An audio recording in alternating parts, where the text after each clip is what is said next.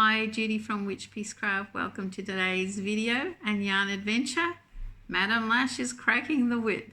Yes, today is Friday the 27th of November and Mauvember AU is fastly coming to a close on the 30th of November.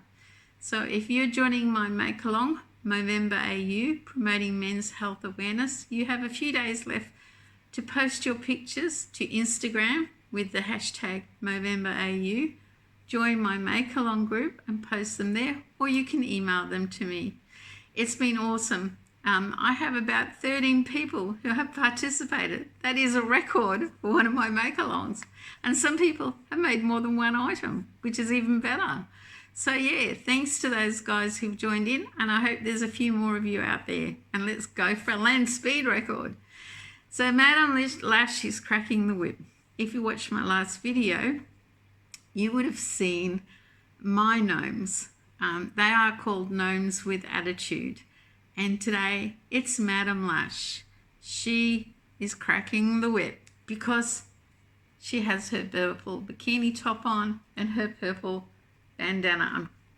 There she is, Madam Lash, with her hairy legs, suspenders and everything. And she is cracking the whip, telling you it's time. Get your pictures posted before Mauvember AU is over. I love her. I think she's gorgeous. My number 2 gnome with attitude. I have been making things for Mauvember still. I got into something new for me. I have like a playlist, which I think I've told you about, that watch later or play later. And I had put in a tutorial a long time ago for a bowl cozy. It's the Bag O' Day bowl cozy. I made the original one following her tutorial exactly. I actually made it in like blue and red bendigo cotton, but it's actually gone to a new home.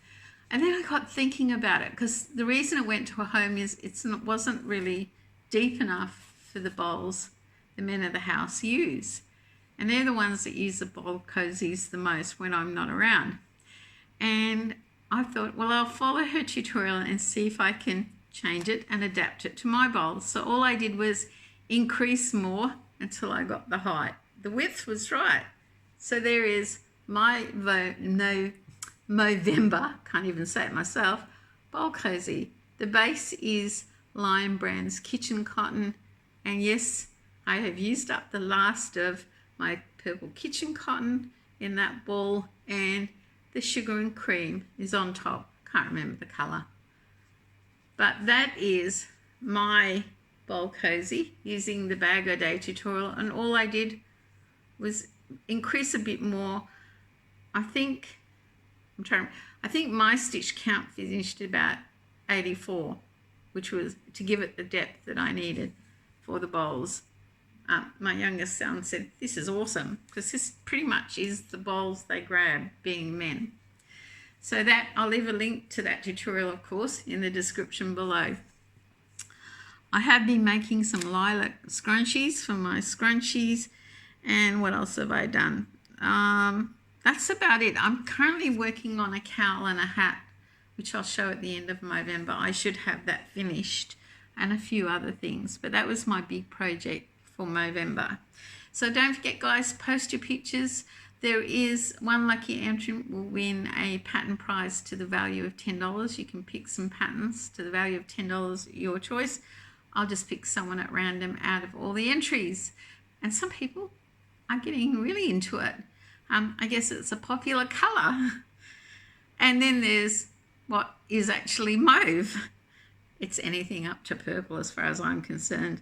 And it is about promoting men's health awareness, because men are hopeless, are going to the doctor or admitting something is wrong unless they have man flu. Then the whole world knows about it.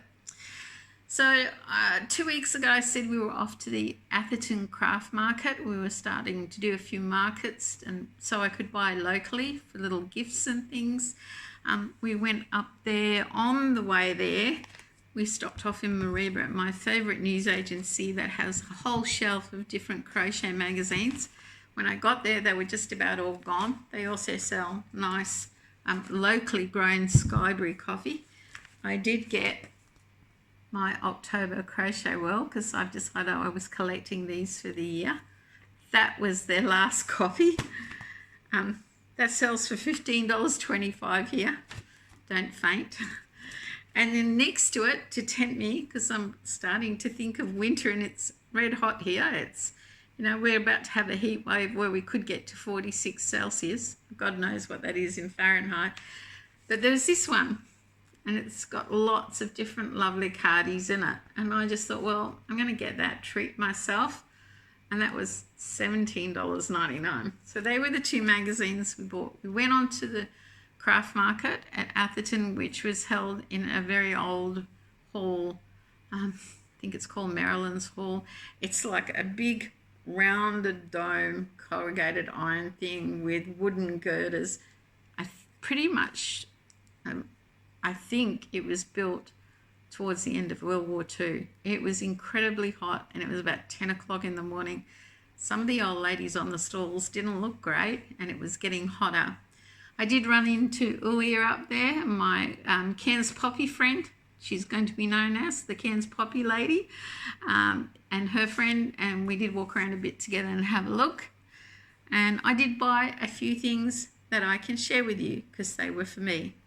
Well, first of all, there was an old lady selling some very old vintage yarn.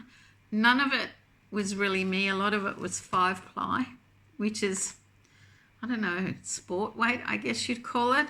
But she did have some cottons, some new unused cottons and some half-used cotton rolls. And I've been chasing blue and grey for a while. We don't seem to have a lot of this cotton around here, and I use it for tea-towel toppers. So I bought her half ball of blue. I have used some of that, and grey. It was like that when I got it. But I bought those off her because I wanted them. What's wrong with that? I also have a fascination for old wooden cotton reels, and I got this bag. They're all wooden. That one's empty. Most of them have got cotton. The little ones are wooden. This is one of them. I do use the thread. I don't know what I'll do with the cotton reels when they finish.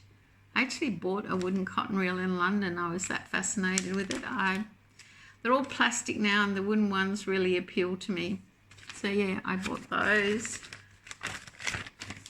I only have a very old small pin cushion that I've had for years and I'm loath to throw out. And yes, it is on the top of a wooden cotton reel that someone made. I probably bought it at a craft market. And I found this pin cushion. It's a boot, ceramic boot with pins. Isn't that cute? So yeah, I bought that for myself, and the pins are in good condition. I thought I might have to replace them, but no, they are new pins. So that was for me. And I keep trying to open this packet. I think I've given up unless I go and get scissors. But there's this pack of very blingy, amber looking buttons for $1 that I bought. I don't know, they'll go into my stash. I'm sure I'll use them. I just thought they looked cool. I think they're glaring in that light. I'm not sure if you can see that. Hold it still. So that was my amber buns. That was my Atherton market adventure. On the way back, we stopped in Mauvember at another place called Coffee Works. They grow and make coffee. They have a big, and they do chocolate as well, and have a big gift store with lots, considering it's coffee, with lots of teapots and different gifts. We were going to stay and have lunch. We didn't finish lunch. I really was quite angry at the COVID plan. I told them I was going to report them officially. It was disgusting. It was really a high-risk venue. And because they're in the Mauvember, a remote town, little town, they thought they could get away with it. I wasn't impressed. But yeah, we left there early. I don't think we finished lunch. I just couldn't bear the grubbiness of it, which was really disappointing because it used to be really nice. So then we came home. And then last weekend we went to the Indigenous Arts and Crafts show at Rainforest Station. We actually got up there early, too early to go there, but we went on into Kuranda, which I think I told you about. It's like an alternative market, different lifestyles. It was a very big tourism gain. It's focus market. It was focused on tourism. They bus loads of tourists up there and back every day when people can travel. The disappointing thing was 50% of the shops when we got there are closed and gone. It's very quiet. The people there that are trying to keep it going are struggling. But yeah, we did a bit of shopping, or as my thing said, a little bit. We spent over $200 there. I bought gifts, little gifts and Christmas decorations, handmade stuff for different people. I won't show you them because some of the gifts are going to people who watch this. One of the things we bought was a piece of artwork for my son in London. I have taken a photo of it. It left by mail today. I'm not going to show you because he does watch occasionally. Once he gets it, I'll show you because it's quite humorous and you have to be Australian, I think, to get the joke. But yeah, I'm sure he'll love it. And he was complaining his new apartment needed something for the walls. So hopefully he'll like this, along with the chocolates and stuff he misses, like cherry ripes and chopped mint desserts and different things. We filled up the box. I think Thing was going to faint when she told him what it was going to cost to send it. He went, "Oh my God." I went, "Yep, but it's personalised. It's better than doing Amazon to my son," which we do quite a bit anyway. So yeah, we spent quite a bit there. I'm actually thinking of going back to this one little shop that's up there tomorrow on Saturday because it had some really nice handmade Christmas decorations. And my list has been growing and I'm thinking I should get this and I should get that. Who knows? We went from there to the Indigenous Art Festival at the Rainforest Station. It wasn't big, but it was really nice. There was an author. She has written a children's book and signed the books, and it's a limited edition, so they're numbered. I did buy one with the intention of giving it as a gift. And my son said, "You have to be very careful with that sort of thing. You don't offend people." So now I'm hesitating. If I decide to give it to charity and let them decide who it goes to as a gift, I'll show you. If not, it just goes out as a gift to someone I know who will appreciate it. It is a great little children's book, but yes, it's based on Indigenous Dreamtime dreaming. There was one little Indigenous lady who's having a go at making different gnomes and things with clay, and I bought this one. My son said, "It's a wizard, it's not a gnome."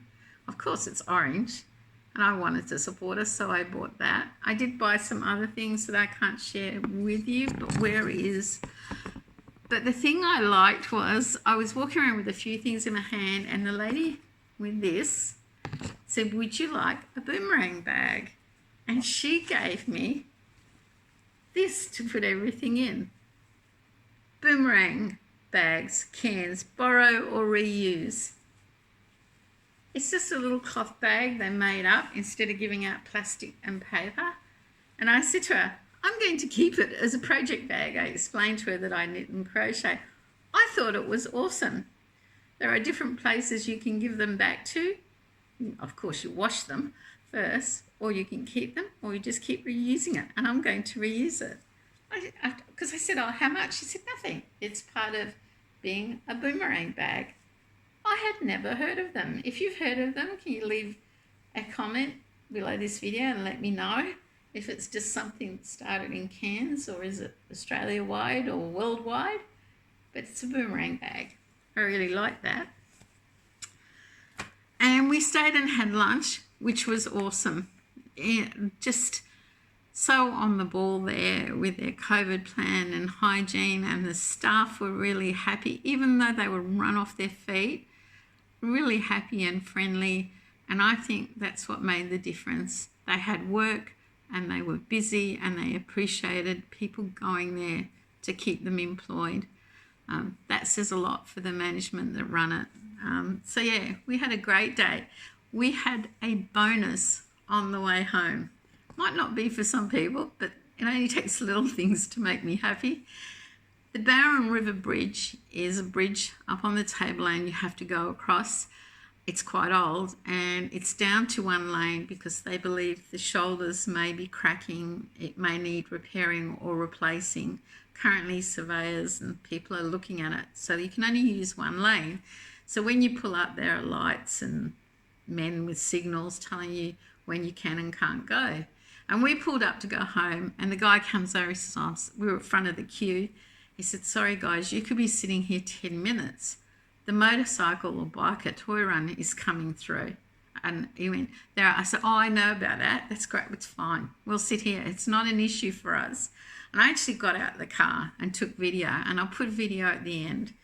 If you're into motorbikes, you'll please appreciate the noise and racket. The Motorbike Toy Run, the Bikers Toy Run, is organised every year. They go from Cairns up to the tablelands and all over the place, collecting toys. They have support vehicles for disadvantaged children and it's distributed through the Salvation Army. They collect heaps and their bikes are awesome. They dress them up. They can win prizes for best dressed bike, best dressed costume.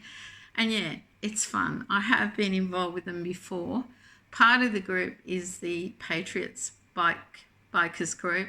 They are usually Vietnam veterans. Those guys in my old job used to do my kids' Christmas party. They would pick up Santa and the elves on their Harleys and bring him to the venue. And he used to go around the block of the venue quite a few times at 11 o'clock on a Sunday morning. They make a lot of racket, but the kids loved it. And these guys did it, 7 years for me, not a word of complaint, not asking for anything. I used to get asked, are you doing it this year? They were really keen. They like getting their bikes out and showing people. So yeah, hats off to the bikers in Cairns who did the toy run. Now my friend Ulia may have been involved or not because I know her husband owns a motorbike. I haven't seen her lately. I must ask her. So that was my bonus. There'll be a bit of video to add to the end of this. So in summary, I've still been making things for my Christmas toy market or charity store. I have decided I am officially addicted to this Z's Lovey. I have made another Lovey. As Thing calls him, Snoopy.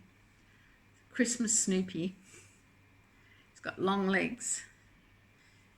Yes, I made this. I've made so many of these. If I don't sell them all, they will be cellophaned and bagged up as gifts to go to the venue that's collecting for the Salvation Army. I will give them all what's not sold away. But he's currently one of my favourites. He's quite cute. I did forget what started me on making my November bowl cozy is at the Atherton markets. I actually bought a bowl cozy. It was quite cheap, a sewn one for $7. I couldn't resist. It was orange. I bought this one. This is more for me at home. It's smaller. So yeah, I forgot about that. I've been making scrunchies and different things for the Christmas market and more tea towels with toppers, my #1 seller. So I am getting ready for my December market. It is raining today. The wet season is starting to arrive, so I hope we don't have a washout in December because I'll have a lot of stuff to give away to charity if there's no market to sell it at. So that's about it. I have sent some happy mail out along with my son's little bits and pieces. There's no guarantee you'll get it before Christmas. The post office here says they've got no idea when it's going to get to where. Some might get it at the right time, some might not get it till a month or so after Christmas. But anyway, the thought was there. I have sent some, not all of it. Now, I have to ask you if you'd give me your advice.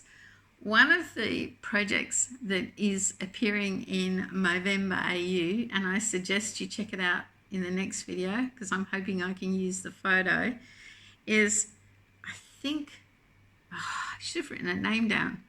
Is it? I'll have to look up her name. Can you hold on a sec? Sorry, I can't get internet to have a look. It is a Kaleidoscope blanket. She's made in mauves and greys. It is awesome, and I want to make one, either for charity or to keep. But I can't decide what yarn or colours to use. I'm going to cough. Sorry, I need a drink.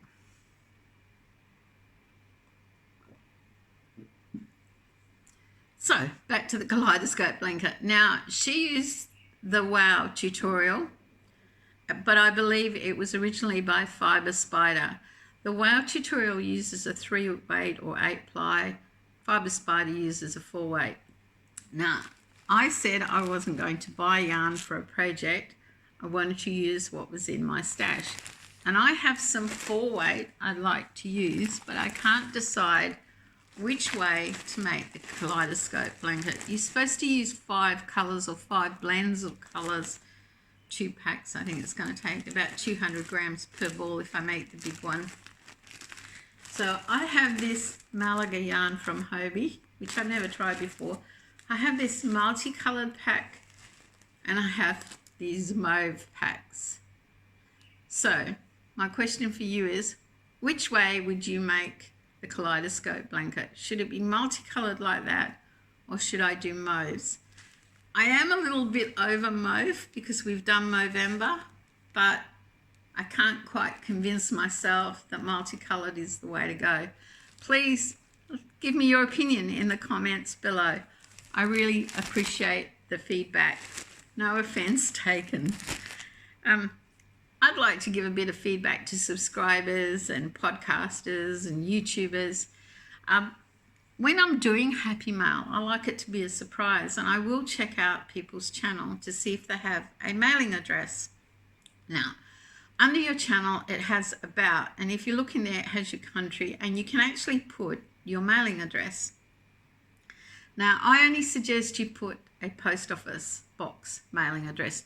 Do not put your residential address if you have one. If you've got a post box, put it in there. Don't put your residential, keep that private. But it is just a bit of a tip that, yeah, I have a post box and it appears under videos, and I think it's in the about section. But yeah, even if you're just a subscriber and you have a post box, put your address in there. You never know when someone's going to have a look and say, I'm going to send somebody. I'm going to send that person something. That's my tip of the week. Please don't take offence. That's about it. There's not a lot more to say. Thank you to my loyal subscribers for keep following me. I hope you like Madam Lash and you are whipping your Mauvember project to a finish, ready for the closing date. And until next time, make sure you have one crafty day. If you're new to the channel, check out the other videos and keep following my yarn adventures. Bye for now. Here comes more.